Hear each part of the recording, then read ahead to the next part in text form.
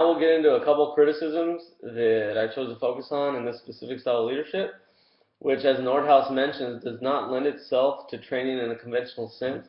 And that's because individuals vary from different backgrounds, different experiences, different characteristics that they display or that they've been taught as youth growing up. So a lot of a huge task in the leader's position is to understand this individual, but when you have a larger group setting, time becomes an issue. And we know that there's certain organizations that either you're in right now, that you have been in the past, that sometimes don't allow that time frame, depending on the amount of hours that are available for you to work, to be able to understand individuals on a more personal basis, because that's what my understanding is of psychodynamic approach. And I may be wrong, but it sounds as if there's more of a time oriented position that you have to have in order to gain a further understanding of individuals.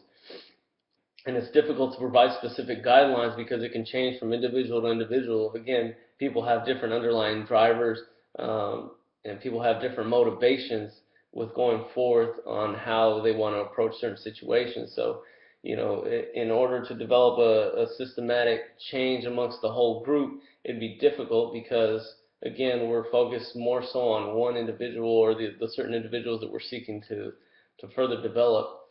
And another criticism that I believe in reading through this chapter that wasn't really mentioned was, and I may be wrong again, but it's the willingness to be open from the follower's perspective. I know from experience I've had certain followers that sometimes don't want to open up or don't want the leader or even assistant coaches that I've had, or for whatever reason they don't want to go into detail. And so if we can't get into detail of what's bothering them from preventing them to perform, then we can't understand that individual in order to further develop them as leaders or as human beings.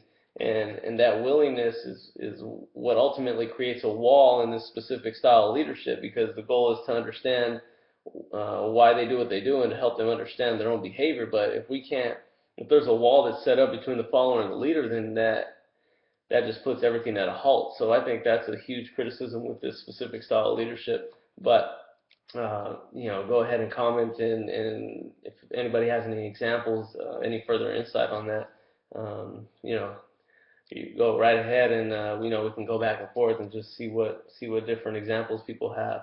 All right.